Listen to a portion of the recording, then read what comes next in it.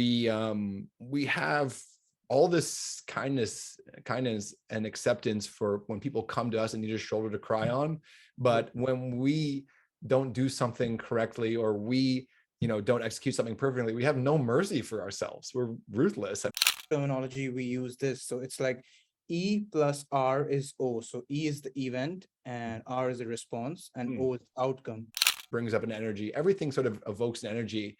And the thing that comes to mind for me was like finding that balance again in terms of sharing that part of yourself. But connection comes from honesty and presence. So myself to separate myself from outcomes. Immediately thought about a couple of years from now, I'm going to be on an interview talking about all I learned and how I was able to come out of this, and here we are, right? Hi, Christopher. All right. I think I can. Our format of the podcast. Cool.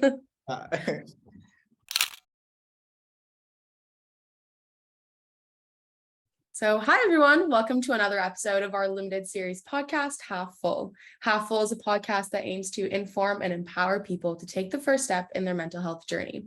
We want to help facilitate those important conversations about mental health, whether it be about self-care, general well-being, or some more serious topics like mental illness. We understand how overwhelming it can be to just try and figure out where to start, especially when it comes to mental well-being. And so our goal really is to educate people about mental health and encourage them to take action in real life. My name is Sarah McCourt, and I'm the Vice Chair of the Peer Support Center at McGill University, and I will be one of your hosts for today's episode. Thank you, Sarah. And I am Gaurav Singh, entrepreneur, sports coach, and sports president, UBC Sauder. Welcome to our special podcast. Today's episode is going to be a fun podcast in which we would see mental health from a very different angle. Today, we have a very special guest. He's a social media influencer, several award winner travel blogger who's lived in 4 continents, 80 plus countries, have guided millions of people about traveling and the importance of traveling, exploring and living life. He's a digital personality and a life coach, Christopher James Mitchell. Welcome, Chris. Why don't we start by telling the viewers a little about you and your journey and how's it been? Yeah, sure. Well, firstly, thanks very much for having me. I've done a lot of different things, but I mean, I think I've always been, I could say in recent years, I've become more comfortable being sort of mental health advocate. And I think normalizing, specifically, in the male mental health space, I think there's still a stigma around talking about things, but struggle, I think, is it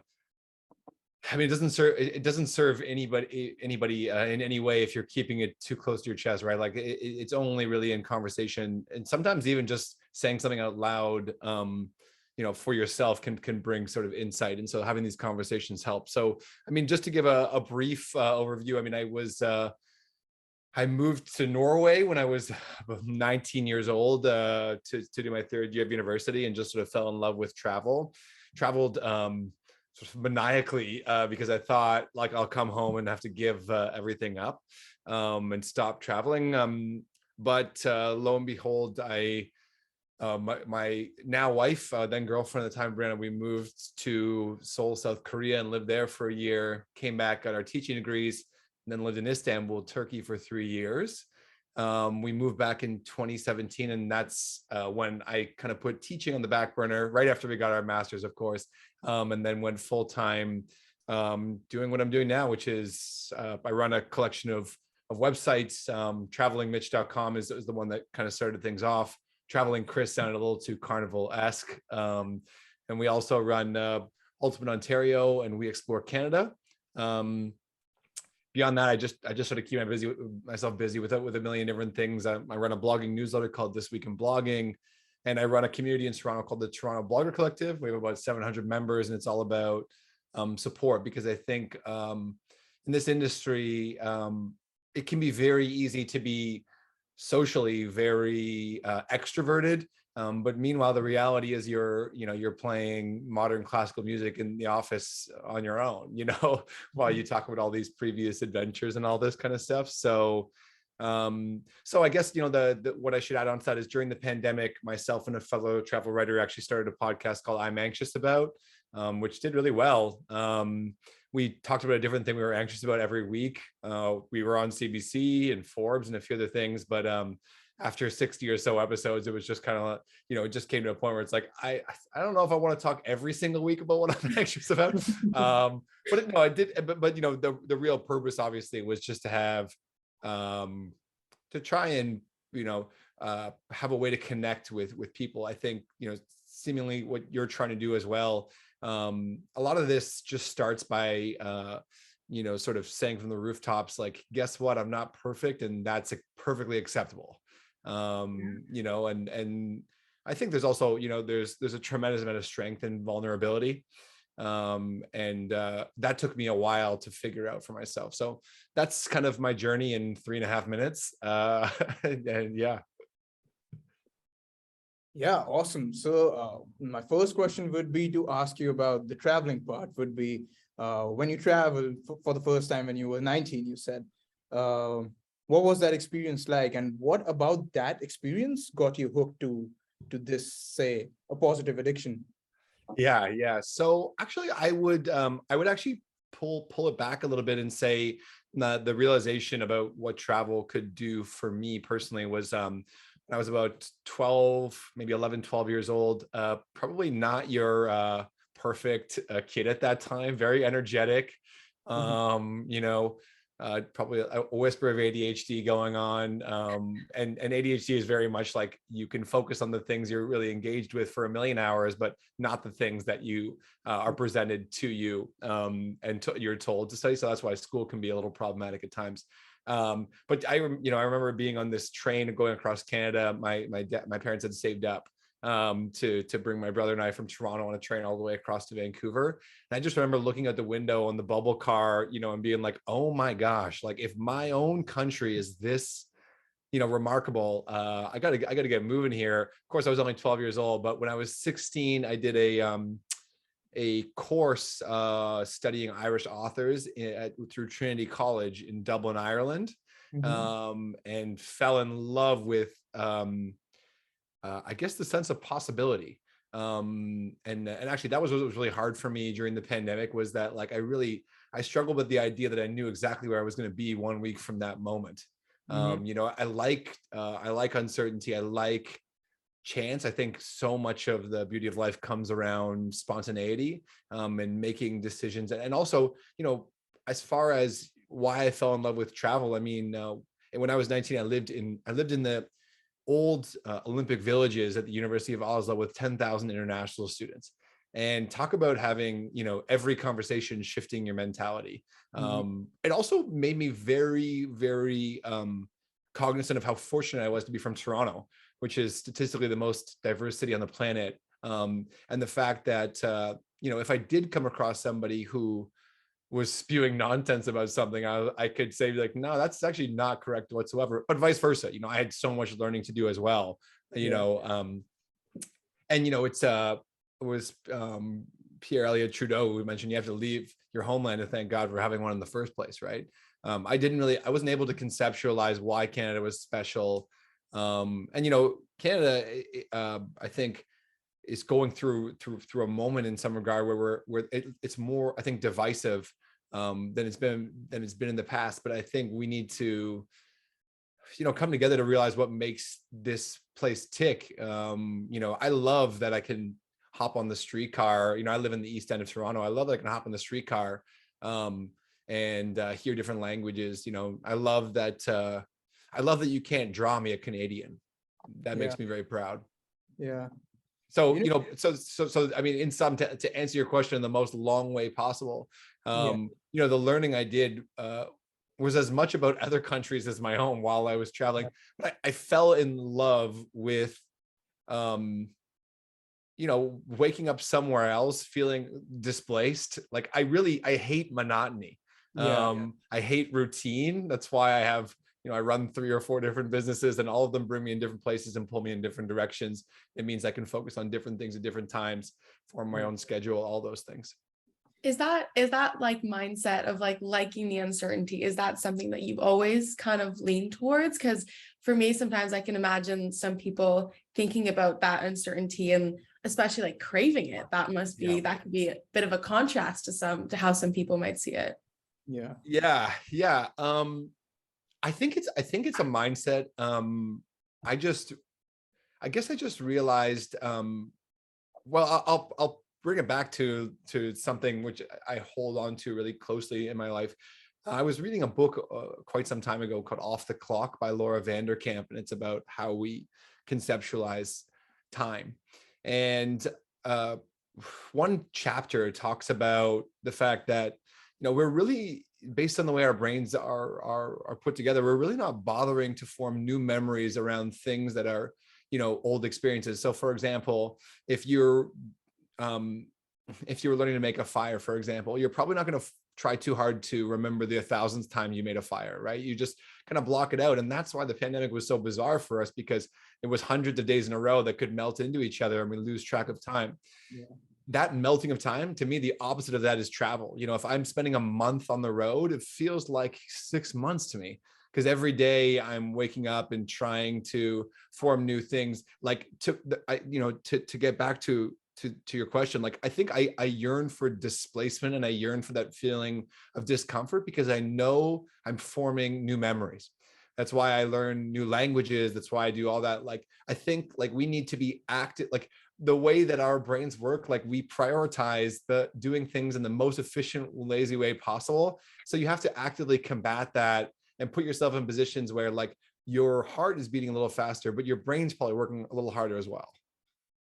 Right. Yeah. I can only imagine like it's like a happy chaos of going everywhere. That's why I loved Istanbul. Istanbul is a city of 25 million people. It's sheer chaos. You could have the best and worst day of your life in the same week, probably. But like, my God, like, it's, my 3 years there filled me with a lifetime of memories. Wow. I'm also thinking like through all of this, especially through like how you taken on like social media, and you're saying your different companies, like social media still is, and like kind of that domain is kind of like an unbeaten path still a little bit. So we're kind of like wondering, how was that journey to like navigating, bringing your passion together with a career, in terms of, obviously we're trying to talk about mental health and all of that, but just like growing from that, like how did that challenge you in some ways? It was a huge undertaking. As far as 2017 was when I decided to go full time.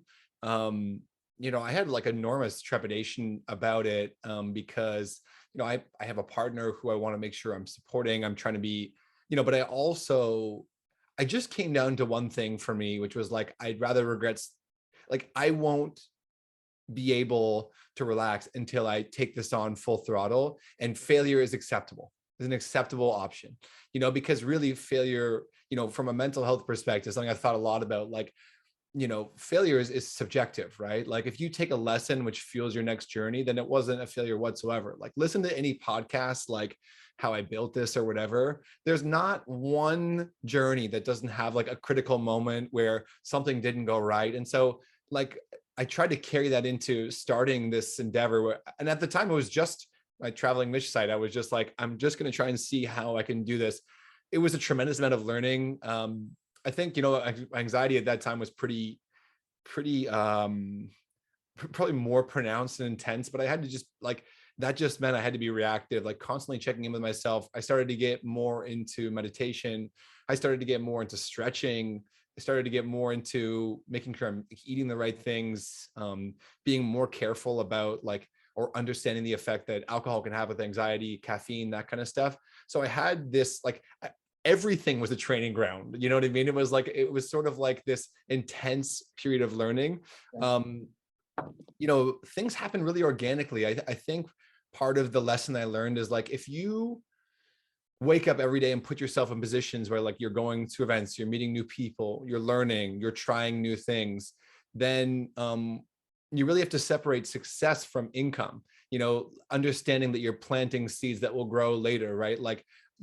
A day after the farmer plants seeds, they're not devastated the crop hasn't grown, right? So it's a mentality. I really figured out what patience was. Before that, I don't think I had any conscious, I was telling, it's hilarious now, I was telling my wife Brianna, like I was telling her, like, I'll give it 3 months, and like if it doesn't work out, we'll see how it goes. And like 3 months is an absurd time frame to try and think you're going to understand what you're doing. But then I realized I was yearning for community, and the Toronto Blogger Collective happened. I formed that with 3 other creators in Toronto. Now we have 700 members. We run workshops. We do all kinds of stuff. But I realized in that sense I needed to create the community that wasn't here. The community I was yearning for when I moved back. And then we started focusing on Ontario travel through Ultimate Ontario, which, a big lesson for me was like my number one journey couldn't be too self-centered. Like, there's only so far you can go. Like I see a lot of social media creators or content creators or influencers or whatever you want to say. I just, there's only so many times you can speak in the first person, I think, with that. Like I needed that outlet with Ultimate Ontario to say, like, be all about like, you can do this, and focus on the businesses and focus on other things. Like, I think it's a very human thing. Like empathy is something that needs to be a part of your journey. And for me to be able to be a big part of it, but keep myself a little bit separated, not always like I'm doing this, I'm doing that. And then also, that was where I started to make the realization that like, if you're doing your job well, you're empowering people, not alienating them. Nobody wants to see your journey on the mountain they can't climb, really, and so it's like making things, but these are all like things that in retrospect I can realize, but there were difficult days. But again, like, there's no success path that's linear, right? Like it's up and it's down and it's up and it's down, it's peaks and valleys. And so like, I think most of the journey to get to, where I am today, which is, again, like I still try to remain, I still have work to do. I still have growth to do.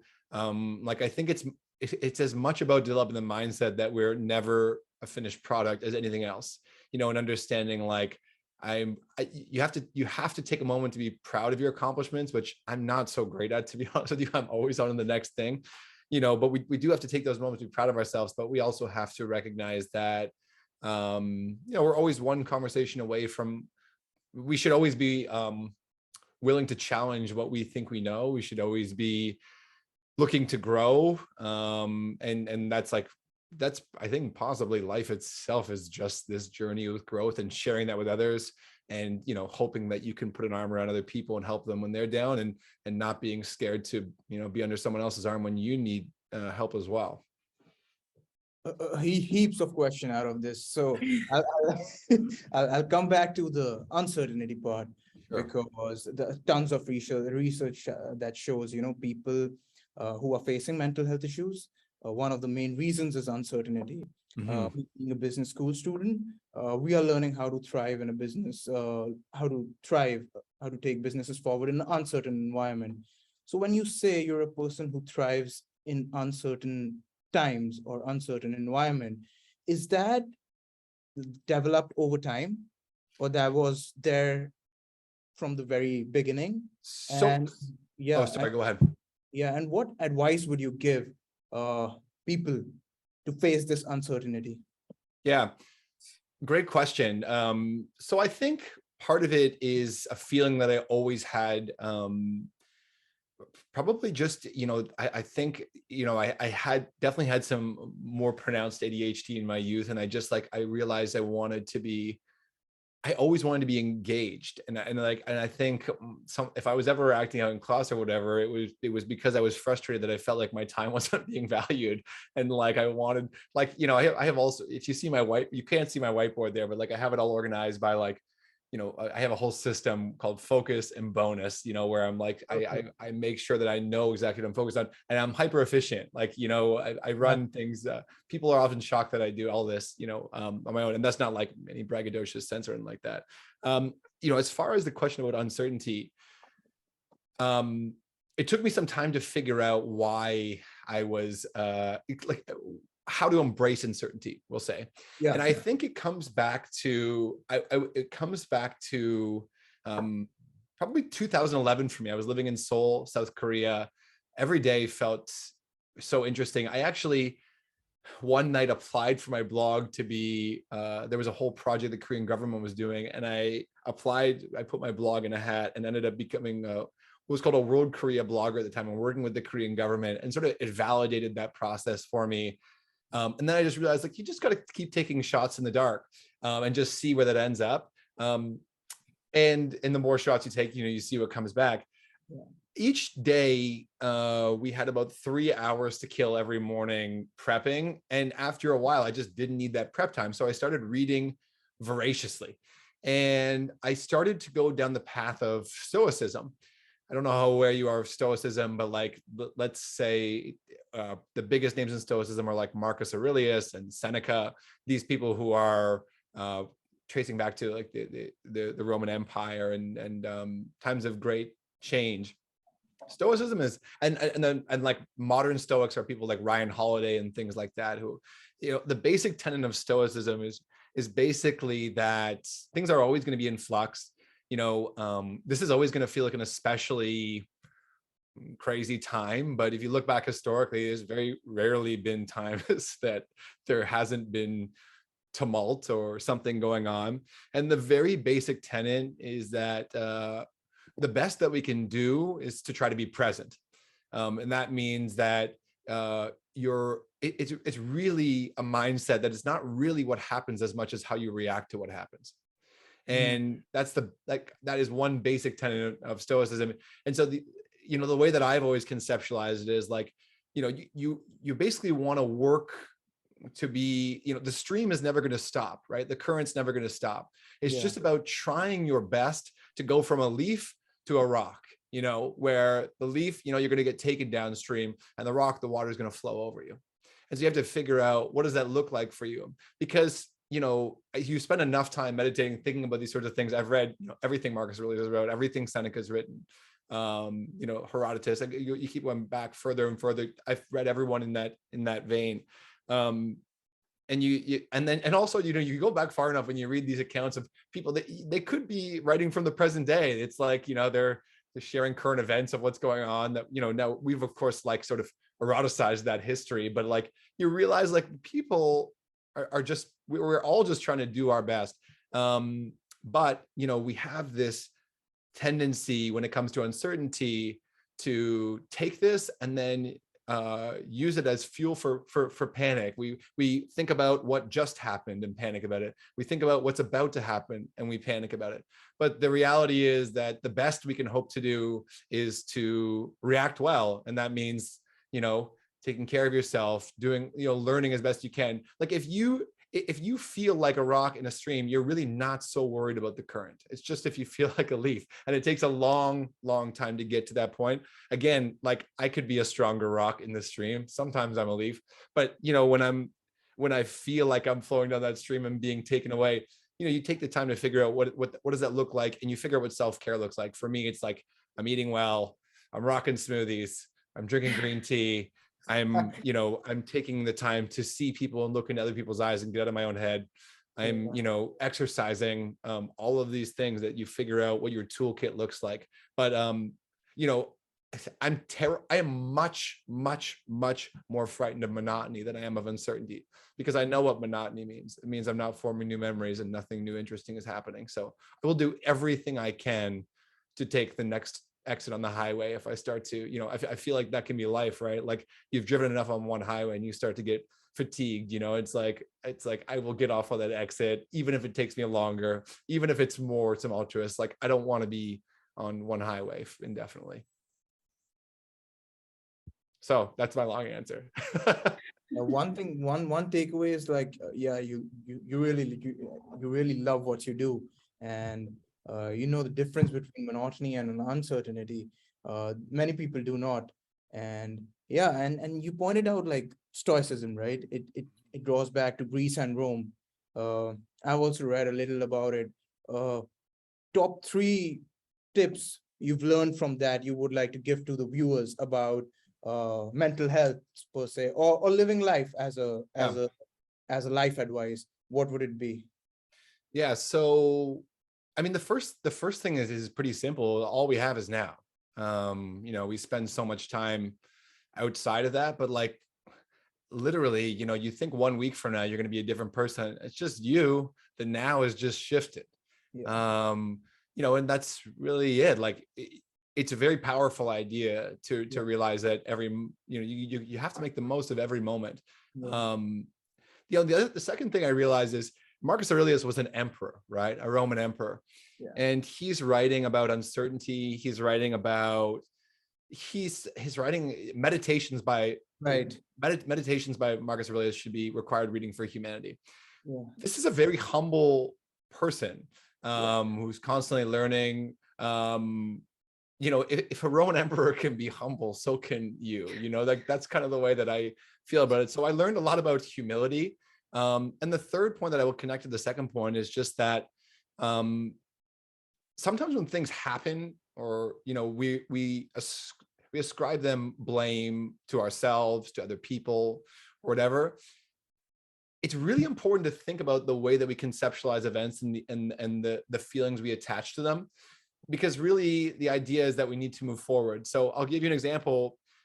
In 1 week during the pandemic, when the pandemic started, I lost 95% of my revenue in 5 days. Okay. So there's some options here. I can crumble and say, oh, the world is so unfair. What can I do? Yeah. Hey, give yourself some time to do that too. I mean, we're only human, but the reality is you take a moment and you think, well, what am I going to do about this? I immediately thought about a couple of years from now, I'm going to be on an interview talking about all I learned and how I was able to come out of this, and here we are, right? So like you manifest those things. My Ontario site ended up being the biggest thing we run now because provincial travel ended up going, haywire. The Toronto Blogger Collective grew, and we launched like a membership and all kinds of stuff because community became more important. I fell more in love with my country and province. I've become much more comfortable saying no to things because I don't feel as much FOMO for things. I just more focused on my own direction, and I'm much more focused on who I want around me. So,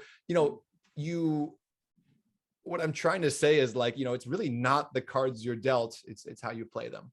And that, obviously there are some situations where, there's like the lesson to be learned can be very difficult. I've lost friends, we've all lost friends, family, those things. I'm not suggesting that like, you need to say, oh, everything, well, I'm going to make good out of this, but I'm saying there is learning to be done from everything. And ultimately we need to figure out, what we can take from each thing to carry forward with us, right? Like I not to get too into the weeds, but like I lost my best friend when I was 21 years old.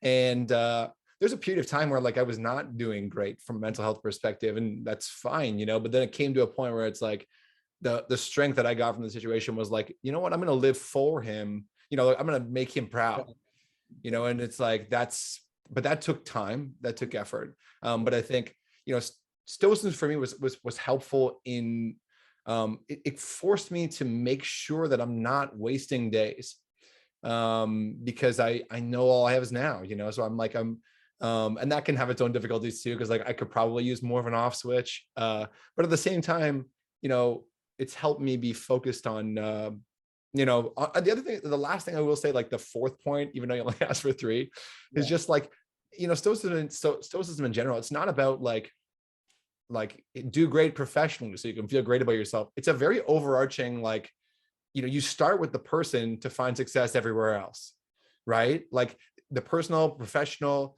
it all starts with the same ethos, that of kindness and of, graciousness and of curiosity. Like these are basic tenets and adjectives that extend to the personal and the professional. This idea that, we're one thing professionally, another thing personally, to me is absurd. I think you carry the same ethos into everything.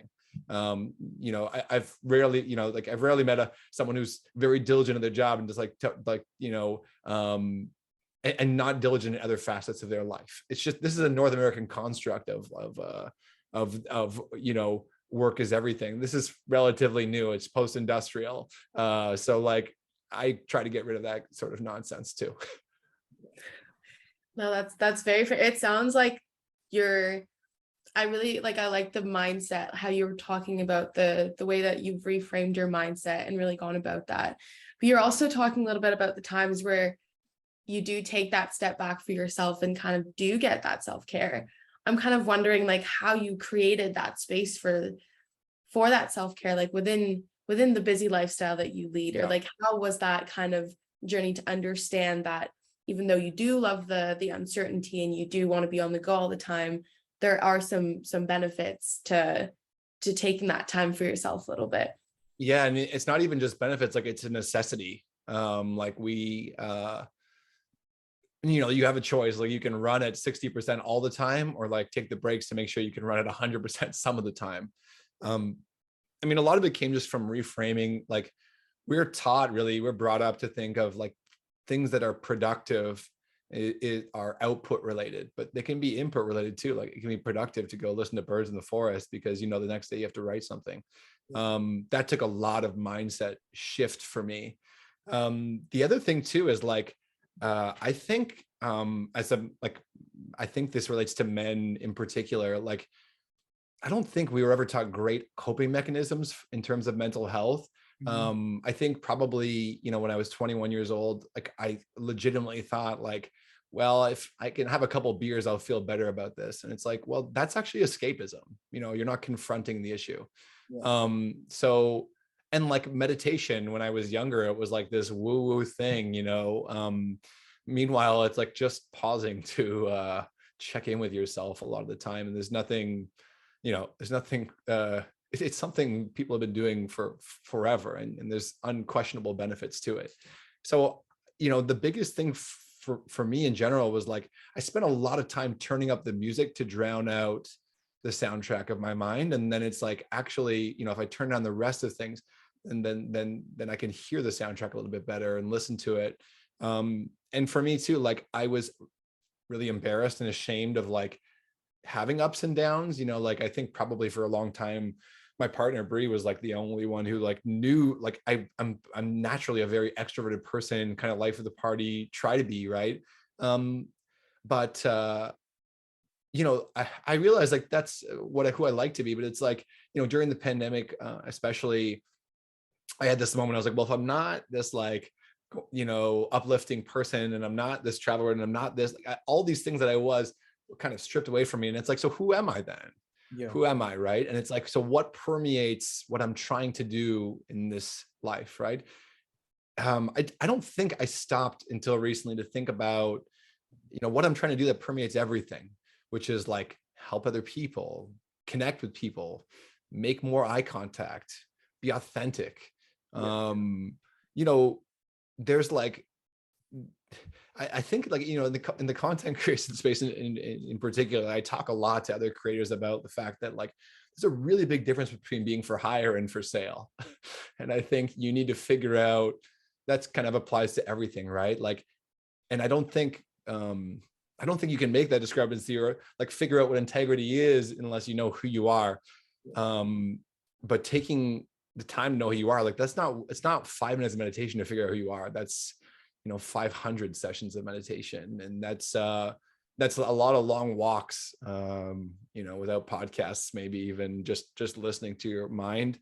But like, yeah, I think that the short answer to that, the too long don't read for that, is like I spent a lot of time doing everything I could not to listen to some things like that were anxiety that I just wasn't really going to recognize, or certain things that like that were could have a negative effect on who I am and what I'm trying to do. But it turns out like a lot of progress comes from just accepting that you're not perfect. We like, you have probably both experienced this as well, where it's like we have all this kindness and acceptance for when people come to us and need a shoulder to cry on. But when we don't do something correctly, or we don't execute something perfectly, we have no mercy for ourselves. We're ruthless. I mean, at least I am still, I still work through that. Like, I was going to sleep last night thinking about how I could have sent a better email than I did. And it's like, does that matter a month from now? Like, probably not. Does that matter a year from now? Probably not. So trying to be kinder to ourselves in general is something, but like, let's take a moment to listen to yourself, figure out who you are. The journey is a lot easier when you know who the hell you are. your each response gives me so many tangents. We could go on, and I get confused. Okay, which one to follow now? And so part A, I'd say one of the so in sports terminology we use this. So it's like E plus R is O. So E is the event, and R is the response, and O is the outcome. Yeah. And say event has nothing to do with the outcome, because events for everyone is the same. Even Michael Jordan gets an injury, it's how he responds and it's how he deals with it that defines the outcome. So that part we've already covered up. You've already covered up. Yeah. Part B. So you spoke about manifestation. 5 days into the pandemic, you lost 95% of your income, a very big deal, and also some big events such as loss of your friend. But what was important was your channelization of that energy into something constructive or positive. So that is where people do need the awareness or the inspiration or the education, that they need to channel this massive energy into something constructive or positive or action in which they take an execution, right? Because many of the people, what they do is just time keeps on ticking and ticking and ticking and nothing is done. And that energy converts into a mental illness or a physical illness or anything negative. So what advice would you give? Because in this podcast, we inspire people to take action. What should they do? How should they channelize their energy after such events? Yeah, I mean, it's going to depend a lot on, what the event is that was traumatic. The first thing is like, don't be scared to seek help either.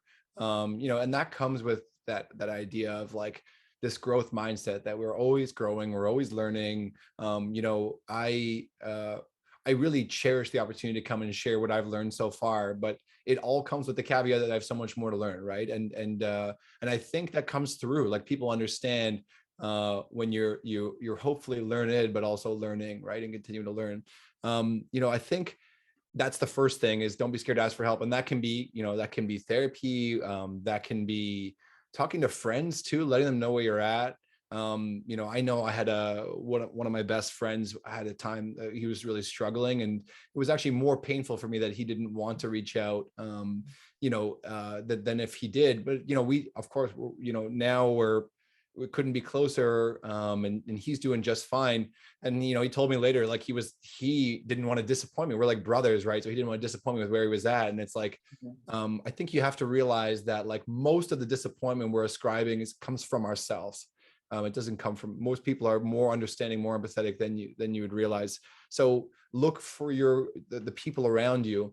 The other thing too is be patient. It took me a long time to figure out, to get out of, the shock when I was, 21 or whatever, and to figure out what does it actually look like to turn this into something. I got a tattoo on my foot so I can keep walking for the two of us. And you just, it builds slowly, I was and sometimes still am somebody who like, I just want things to be, I want problems to be fixed immediately. I have little patience, right? And it's like, that's a muscle that I have to focus on, allowing to grow, being patient. Things take time. I have a magnet on my whiteboard over there that says great things take time, and that was the other thing too. Time doesn't heal all wounds. I don't believe that. I mean, but it does give you context and perspective. I think you bring up a great point, Gaurav, about the idea of energy. I think I really believe, trauma brings up an energy. Everything sort of evokes an energy, and most of mental health, physical health, all this stuff is just trying to process that energy effectively. Sometimes I'm like squirrely and running around my house, and my wife's just like, go to the gym, because I need to get out that energy. But also, I don't think, there are events in my life, I wish hadn't have happened, but, spending my time in the world of what could have been and regret, it just doesn't bring me any closer to a better tomorrow. And so, and part of that's just sharing this, like about, when you guys reach out to me to come and chat, being ready to share everything I can, in a 45-minute period to help. And the idea being that, like, if this affects anybody in a positive way, that's hugely powerful. Yeah. And worth it. Right. Like, and that also comes from this idea of time. Again, reconceptualizing time. You know, the best way I can spend my time isn't always to make money. You know, it's sometimes to connect with people and share with people. And so, you know, confronting the energy is a hugely powerful thing. Acknowledging the energy is a hugely powerful thing. But also understanding, like, you're not always going to be in control. Sometimes you're going to have down days and up days. That is perfectly acceptable. You just need to give yourself time to reflect. And some days you can, you know, I use something called the 5-minute journal, where you talk, you know, in the morning, where you're writing about what you hope for the day, and then 3 takeaways from that day at the end of the day. And it makes every day feel worthwhile and valuable. Some days aren't, like, sometimes the most difficult days, they bear the, you know, the best fruit down the line. And again, I try to remember that thing about being, you know, memorable. You know, things aren't always going to go your way, but it's like, how can I turn this into something I can learn from, you know? Even if I came on this podcast and I didn't do my best, you know, like, what's going to be more valuable? To think about how I could do better the next time, to reach out to you and ask how you think it went, all this kind of stuff, or to crumble, you know, into a hole. But at the same time, too, remembering crumbling is perfectly acceptable sometimes, because we're freaking human beings, and that's okay. You know, like, that was a huge lesson for me, is like, I'm not always going to know how to process this energy. But each time I go through something, I have more understanding of who I am and how I can process good and bad energy. And that's powerful.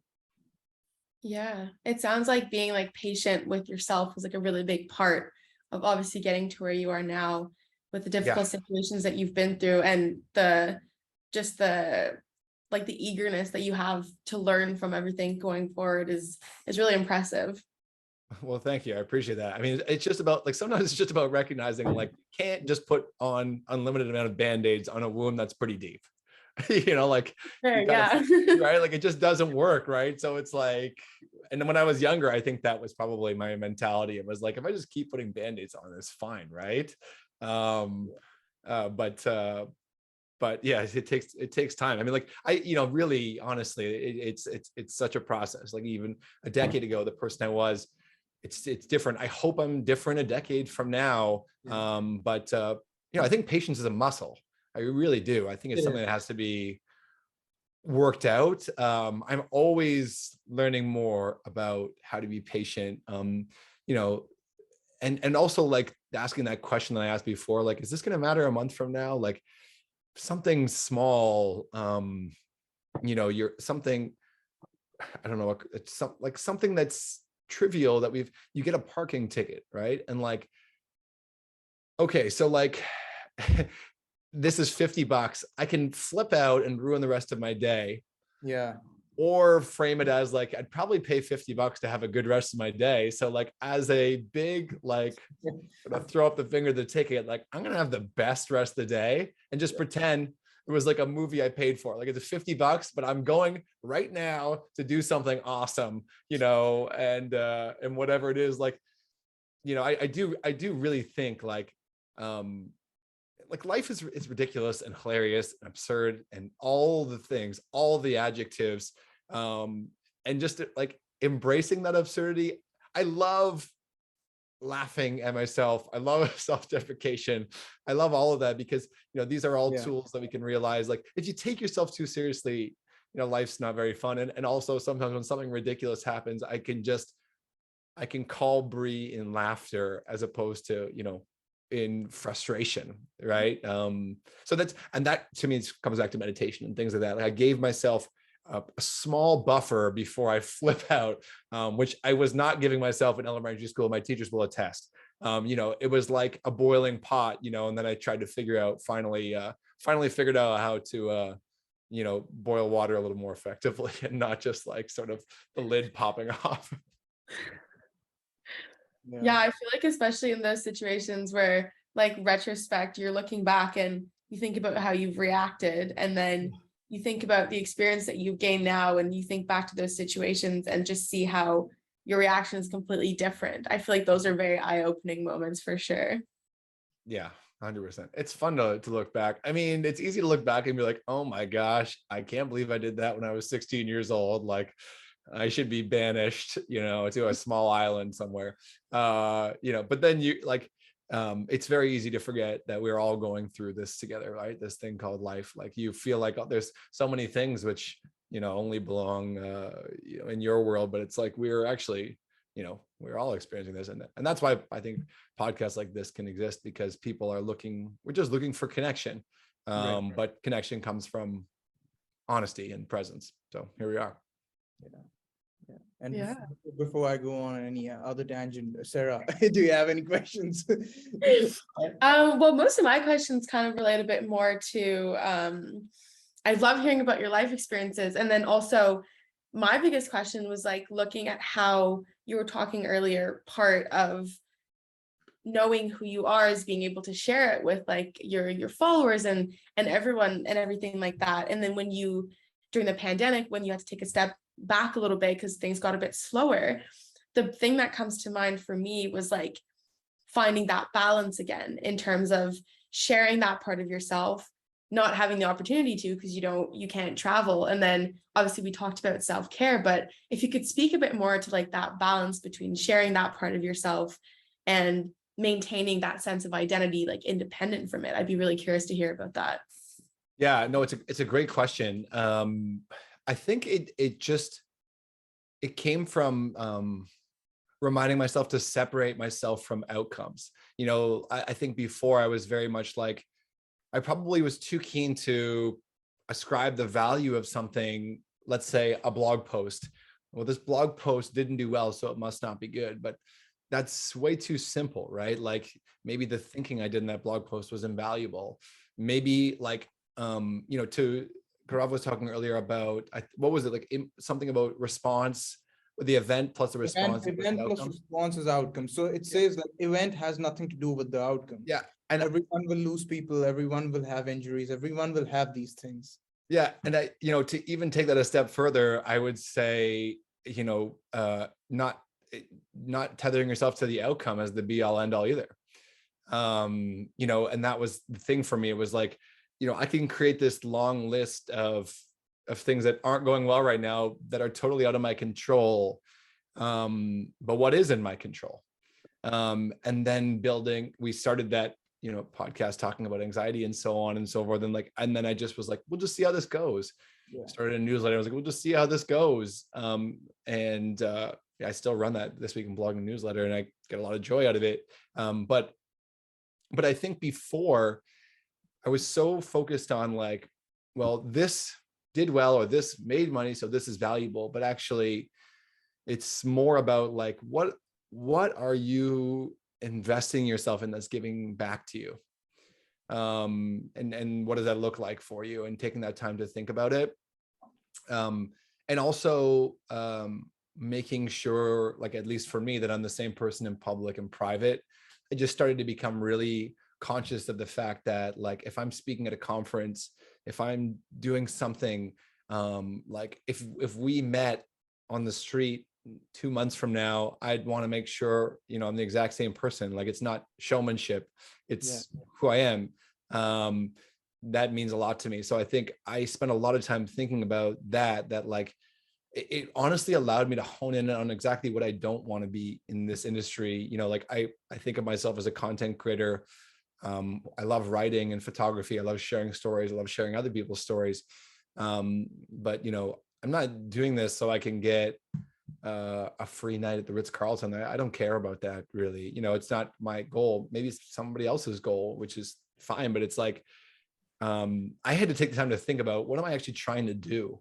And that's what led me to start the other projects that are much less self-facing, because it's like, the feeling that I've got, like, forget about how a blog post did, like, our TikTok channel for Ultimate Ontario has, something like 50 or 60,000 followers. And, we're sometimes have a post that would be like, we'll sell out a butter tart shop for a week. I mean, how much more awesome is that than an Instagram post doing well? That's, me doing something. I just loved it. But it was a learning process, just like everything else. But I think it was a long process of separating, two things really, like figuring out the difference between being productive and being busy. And then also separating myself, from separating outcome from success. Because success, it turns out, at least I've come to realize, is like, it's deeply subjective. It has really, I've won some awards, great, but like, I can't allow that to be where I source my self-esteem and value from. Yeah, it sounds like it's kind of like the sustainability of your goals as well. Like, you're not necessarily, like you gave the example, okay, you got the free room at the Ritz. Okay, now what? You know what I mean? The way that you framed it really kind of speaks to the sustainability that you're approaching it with. Try to. I mean, again, like I'm speaking. I try to remember. I've tried to crystallize a few things, but it's still like, I'd like to say, I'm certain I'm not going to have, road rage later, but it doesn't mean I'm not going to be like, it's not a perfect practice, but it's like, just, I guess, like trying to figure out what the heck your philosophy is to move forward with is really, really helpful. Like every country's got like a charter of rights and freedoms and all this kind of stuff. Like, what are your own personal things that you're like, this is what I stand for? And then that can help me separate from personal and professional and all this stuff. It honestly, everything's blurred for me now. It feels all part of the same ecosystem. If I'm resting, if I'm, going for a long walk, it's all because I need to make sure that I keep my mental health in check. I can't you can't drive anywhere with a broken car. So. Yeah, and I would like to highlight that one part you said, detachment from results. So in the book Bhagavad Gita, if you know, that's the holy book of Hindus. Krishna is giving out teachings, and one of the main teachings is to Arjuna is that keep doing your action and detach yourself from the results. In that way, you'll be eliminated from most of your mental health, anxiety, any kind of thing. If you don't have any expectations of the results and you keep on doing your action, you will achieve it.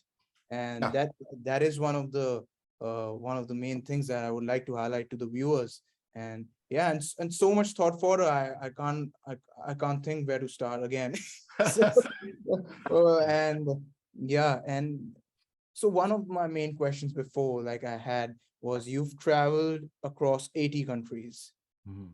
Could you highlight some of the countries that were your favorite and share like their culture, how people, what coping mechanism people have there? How is it different? Because everywhere it is different. While we are doing a sports training and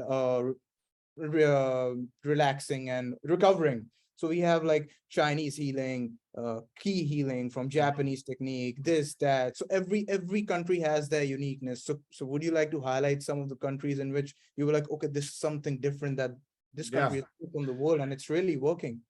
So I'll speak to 3 places that I've spent more than 6 months, like that I've lived in. I mean, I've lived in a number of different places, but these are 3 places I know particularly well. And I'll talk about one thing that I've learned from each of these places that I carry with me. I also have a bunch of tattoos that I try to crystallize the things that I've learned.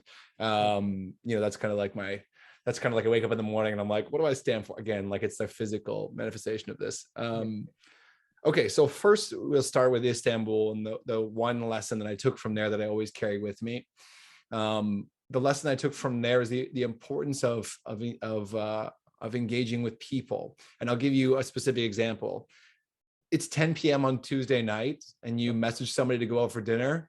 Yeah. They're going to say yes, because the value is with people. People come first. In Turkey, I just found people are always out and about.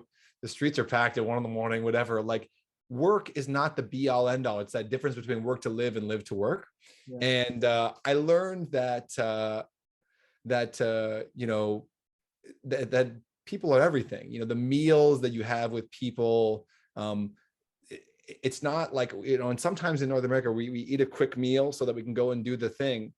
In a lot of places, the meal is the thing, because what's more important than sharing food with people and sharing conversation? So that for me was something I always carry with me from my Istanbul days, from living there, is like, be willing to say yes, because like the fact that you might be a little tired the next day for work, and I'm not suggesting like go out and party or whatever, but like, like you can go out for a meal and get in a little bit late, and like, I remember the meals. I don't remember the next day being a little tired. I'll put it that way. But I just appreciated the spontaneity. It was like, I have friends that I still don't know what they do for a living, it's just like, how awesome is that, right? It's the first question we ask in Toronto. So I'm like, was my big takeaway there, was like, it's kind of that screw it mentality. It's like, yeah, what? I will meet you for a beer down the street in an hour, and it's 10 o'clock, because what? Like, that's worth it. It's worth it, whatever it is, right? So that's the lesson I took from Istanbul, was just like, and from Turkey in general, was that like, really prioritizing what matters in life, which is people, really is everything. The takeaway for me in Korea was like honest. I lived in Seoul for a year. Was just like, there was a real backbone of honesty and integrity that was so impressive to me. I'll give you a prime example. We were 19, 20 and 21 at the time. So a little rambunctious. We went out one night in a particular neighborhood, and woke up the next morning, and Brie realized that she left her wallet and her camera and everything in a bar in Korea. That Monday, somebody had taken her bank card and located her bank, sent it to the home branch with her wallet and camera. And neither of us was surprised, because there's this like baseline of honesty and care there that permeates everything. And that was like a lesson for me. It was just like, really like, doing the right thing feels a lot better than anything else. And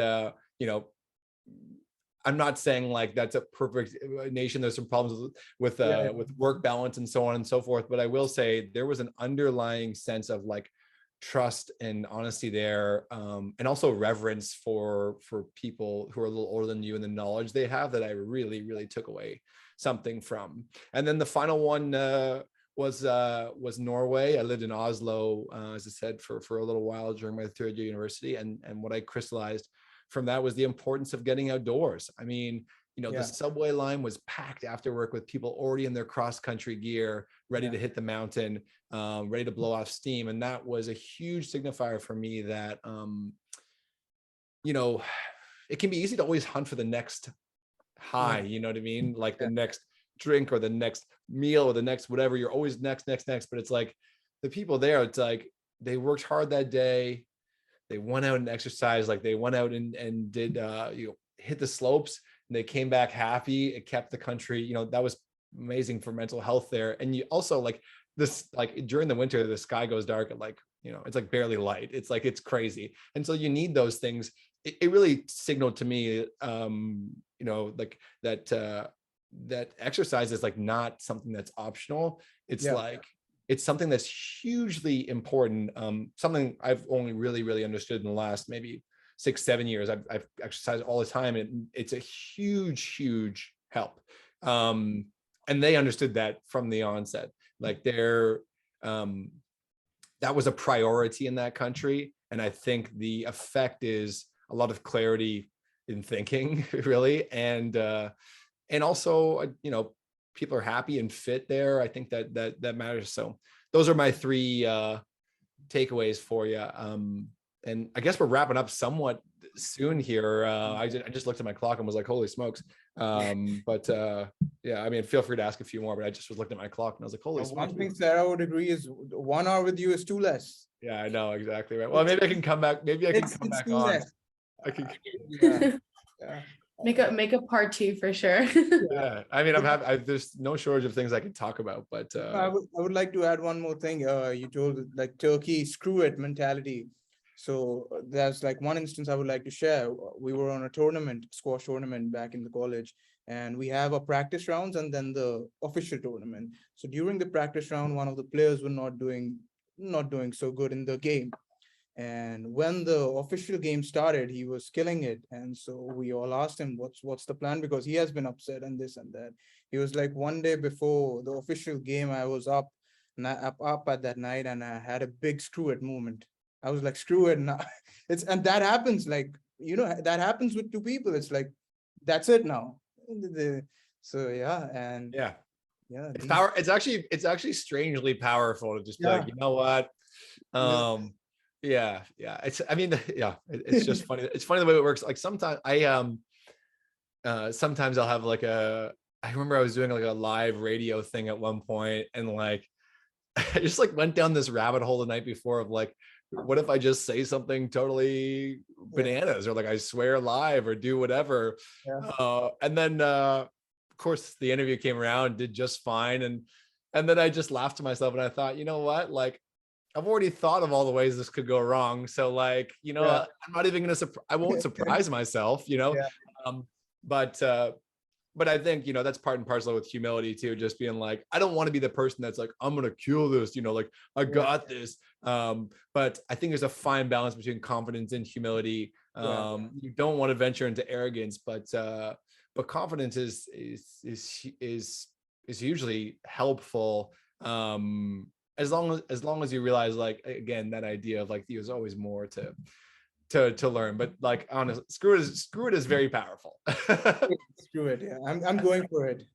Yeah. Yeah, I mean, it's that old notion of like, like when push comes to shove, you'd probably rather regret something you did than something you didn't do, right? So I'll So share it's one like, more instance. I'll share one more instance. I sure. was lucky enough to take the Europe trip through a company called Contiki, pre-COVID era, just before COVID started. So in that bus, we had this thing. If anyone asked like anything, okay, should I go for this? Should I get that tattoo? Should I get? It was like everyone just responded with, "Do it, do it, do it," and that was the whole theme of the. It's like that movie Yes Man, Yeah. he's like forced to say Do it. yes. Yeah. Well, that's fun too. Like, as long as everyone's on the same page with that, and they're just like, I'm just gonna go for it. But that's the power of travel is like, even just when I was 16 years old and I went across the world, I thought, oh, like the person I've always thought I was, like, you can be, you don't want to be a totally different person because that has its own issues, but like you can try on different hats. And that's fun. You wear a certain hat for a while, and you're like, I think I like this, like maybe I am a cyclist, maybe I am maybe I will play the accordion in a bar, maybe I will, I saw this stand-up special, maybe I don't have the confidence to do the stand-up special in the neighborhood I grew up in, but like, heck, I can do it in Vienna.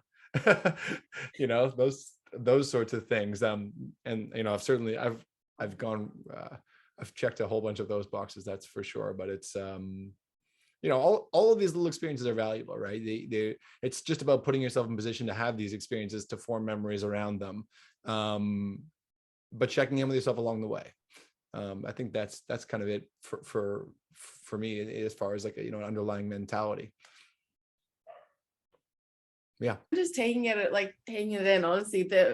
I feel like the screw up mentality is kind of funny because I can see just like how like those situations empower you to like you're saying, try those hats on. You're in a whole different country, no one knows you, and how empowering that can be to just say screw it. Yeah. But then translating that back to like, okay, like I'm in, your old thing, not your old ways or anything, but like translating that back outside of those experiences that you've created for yourself, where you're like seeking out a little bit of like that adventure, I think it's kind of like an interesting process to bring that mentality back to some sense of normalcy, for sure. Yeah. I mean, every time you take a plane, right, you're carrying new mental things with you, new baggage, right? Yeah. And that's why, like, I can go back to Istanbul now. It's going to be a different place to me because certain things I've missed. There's certain things I understand better, all these things, right? Like every time every trip, I like to think you come back with a little something, even if it's just a small trip to like down the street. Like every interaction gives us information, right? It's just about how we use it. But it turns out travel is just like juicy information. But also, a large part of that with travel is that we're very present and aware when we're traveling. So I try to do that in Toronto, just walking around my neighborhood. It's a different mentality, like walking around with your headphones and not being observant, as opposed to, you can still have your headphones in. I mean, I like music as much as the next person, but like just look around your city for one day, like you're a tourist, and find out what you see. It does make a difference. I can't really shake that mentality anymore. I feel like Curious George or something. I feel like I'm always looking.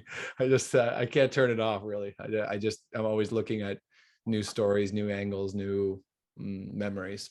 It's better than the alternative. So and we will let you go this time, but next Cheers. time. No, let me know. Like I enjoyed chatting with you both. I mean, I think the initiative is one I identify with and was happy to be a part of. And you can keep me posted when this goes live, and I can and share it and all that stuff on my on my channels and everything like that. But keep doing what you're doing. I hope you have lots of guests which share openly and speak a million miles a minute like me. But thanks for I appreciate the insightful questions, and I always appreciate the chance to share what you know. I mean, the other thing too is, like, you guys probably will realize this, or perhaps already do from other things in your life. Like, the more that we're sharing, the more things are crystallized for us as well, right? Like, I'm sharing what I know in this hour, hopefully, some of which resonates with the audience, but like, you're also crystallizing a lot of what you know. Because when people ask you questions, the first things that come to mind, if you're actually sharing them and not like hiding them and being like, that's not right, and if you're actually sharing authentically, what first comes to your mind, it's like, I'm sure I will listen to this interview afterwards, and I'll say something where I'll be like, I don't remember saying that, but it seems right. Like, you can learn we can all learn from ourselves, is my point too. Not to suggest I'm going to listen to my own lectures and hold that up as penultimate knowledge. Trust me, I won't. But it's a fun thing to do. I mean, when you guys listen to yourself too, you might think like, hell, that was a great question. And to all the viewers who are thinking or who are in doubt, have that screw it moment. Have that screw it moment and go for it. Go all in.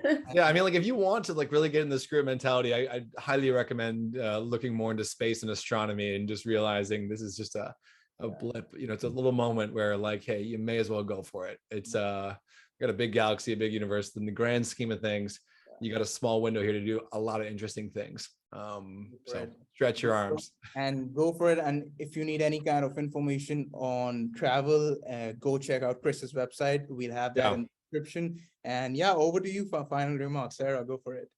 Yeah, thank you so much it was just such a refreshing perspective, honestly, to be able to connect like what we're passionate about, so mental health, and obviously you're very passionate about it as well, but to your other passion, so traveling. It's a really unique perspective, and thank you so much for coming on and for being so open and honest and willing to share about your story and all the wonderful lessons that you've been able to learn through it. We really, really appreciate it. Thank you. Thanks. No, I appreciate it. Maybe we can do a part 2 sometime, but I appreciated the chance to meet and chat with you both. And I mean, you can list all my sites and stuff. I also, I have a portfolio site which kind of has everything. If they're just like, I don't even know where to start, ChristopherJDMitchell.com. You can head there and check it out. For everyone listening, thanks. Hope it was helpful. Part 2, according to my mentality, I'll come back with a whole bunch of new lessons. So get ready. Don't worry. We are all set.